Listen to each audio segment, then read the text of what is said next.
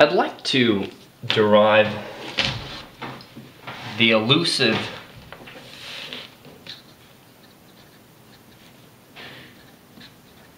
v squared over r that you've seen me use 100 times. And you deserve, I think, a derivation of why that happens. Here's something moving in a circle. Here's the center of the circle. Well, not really, because I'm not very good at drawing lines, but let's say that here's our circle, and there's the center of the circle, and here's the position of the thing at one time, and here's the position of the thing at another time, and I'm going to go symmetric around the middle right here, symmetric around the y direction. And so we're expecting at this instant right here that the acceleration should be directly towards the center, because that's why we call it centripetal. This is our distance r, and that's our distance r also, but I'm going to have this object going this direction, and so that's its velocity right there. And well, let's label that sucker as velocity, and there's its velocity right here, also tangential. And you can see that the velocity is not in the x or y direction. So let's try to figure out how far it is off of each direction. If this angle here is theta, I'm going to say that that angle there is theta also, so we're symmetric. That means that this angle right here is also theta, and that angle right there is also theta. So let's establish the initial and final velocities. Here's the initial velocity, and there's the final velocity. And we know that acceleration, the definition of acceleration, is it's a change in velocity divided by a change in time. And of course, if we're going to be doing a derivative, it's dv dt, where those are also vectors. So let's try to get at the initial and final velocity, see if we can make some sense of it, and then we'll subtract them.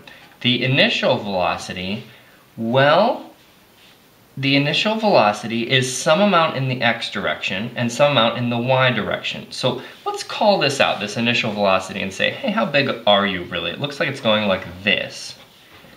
That's the initial velocity vector. And then if we resolve it, we find this angle, of course, to be theta. And this is v naught times cosine of theta, because it's adjacent, so ca. And this is v naught times sine of theta. That's v naught. And so then we can strictly specify this like this. We're going to say v naught is equal to v naught cosine theta in the x direction, which I can call I hat. You'll see this a lot in certain problems. Sorry, dead battery. We were about to resolve the final velocity vector right here. Let's go with blue again. This same angle here is theta, and this is our final velocity, so this is v times the cosine of theta, and this is v times the sine of theta, but one of these is negative where it was positive. Of course, this is still negative. Now, one thing I'm going to assume is that the speed is not changing. So we can call this v naught also. Interesting. So I'm going to say that the final velocity is in the x direction. We've still got negative v naught cosine theta I hat. But then in the y direction, we're going down at this final situation right here. So we're going to say minus v naught times the sine of theta. And let's take this definition of acceleration right here. We got acceleration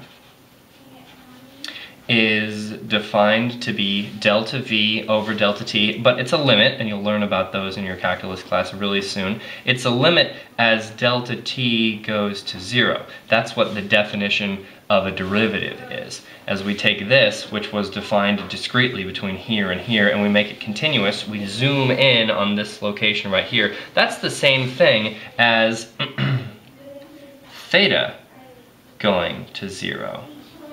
So let's check this out. We're going to say delta V over delta T. And so that's the limit as theta goes to 0 of delta V. So let's see, what's changing with V? We're going to say that it's final minus initial, so it's, oh boy, I should put some j hats here, j hat, j hat. It's going to be final, which is negative V naught cosine theta I hat minus V naught sine theta j hat, and then I'm supposed to subtract the initial. So if I subtract V naught cosine theta I hat, but remember, I'm subtracting it, but it's already negative, so that's going to come out as a plus sign. I'm still subtracting it, so I'm going to get minus V naught sine theta j hat.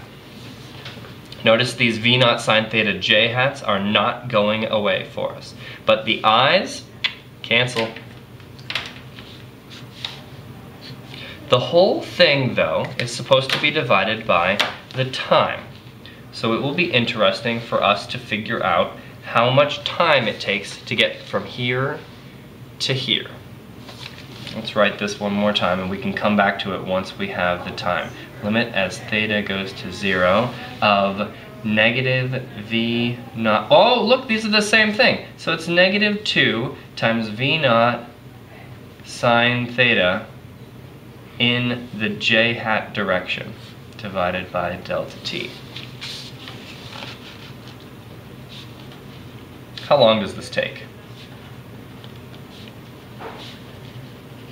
How long does it take to go from there to there? So to find the time, we know that delta t is the distance divided by the velocity, and the distance that it's gone between here and here is an arc length.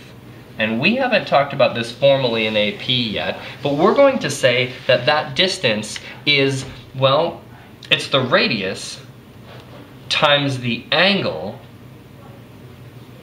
It's the radius times the angle. That is the arc length. If the angle is specified in radians, that's the distance. So the angle here to go from here to here is going to be actually, this angle will be 2 times theta. So it's 2 times theta times r, and then we divide it by the speed, but our speed is v naught because this sucker is not speeding up nor is it slowing down. This is uniform circular motion. I'm going to plug this in to that equation right there for acceleration.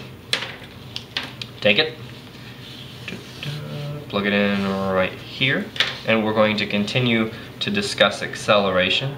We're going to say the acceleration in this case is the limit as theta goes to 0 of negative 2 v naught sine theta j hat divided by, well, let's see, I'm going to multiply by the reciprocal instead. The reciprocal of this sucker has 2 times theta times r, and we're going to get a v naught up top.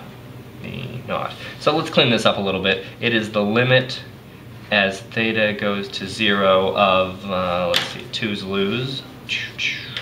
And we're going, ooh, something very pretty is coming out. Negative v naught squared over r times sine of theta divided by theta. The only thing that depends on theta is the only thing that we have to address with this limit right here. So I can move this stuff right here outside of the limit. Just like moving outside of differentiation, moving outside of integration, as you guys will see and have seen through my lectures on calculus. So we're going to have negative v naught squared over r. Oh, remember there was a j hat? We can't get rid of that direction. We're going to have to keep that direction there. And that j hat doesn't change with angle either. It's a unit vector, and it's always pointing in the up direction. It's always pointing like that. There's our j hat. So we're taking this and we're going to also have a limit. We've got the limit as theta goes to 0 of sine of theta divided by theta.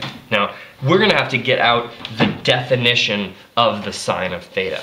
So for that, we'll need the Taylor series. But sine of theta is defined to be theta minus theta to the third over 3 factorial plus theta to the 5th over 5 factorial minus theta to the 7th over 7 factorial plus theta to the 9th over 9 factorial. You get the plan here? We're going to subtract the next term.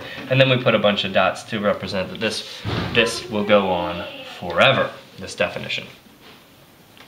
But as theta becomes smaller and smaller, sine of theta becomes closer and closer to theta itself.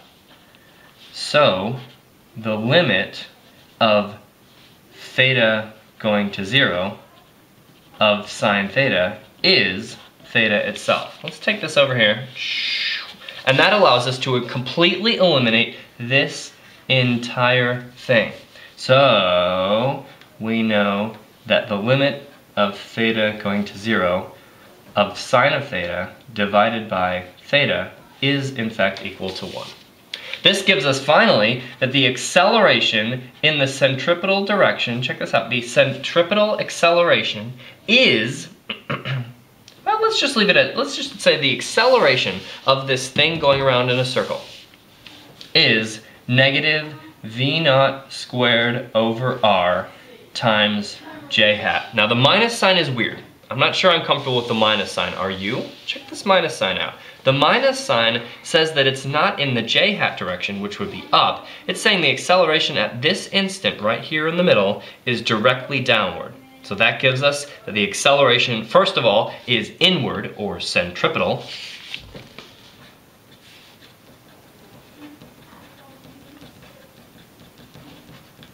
And it secondly tells us how big it is. The acceleration is v squared over r. Memorize that sucker. You're going to need it all the time.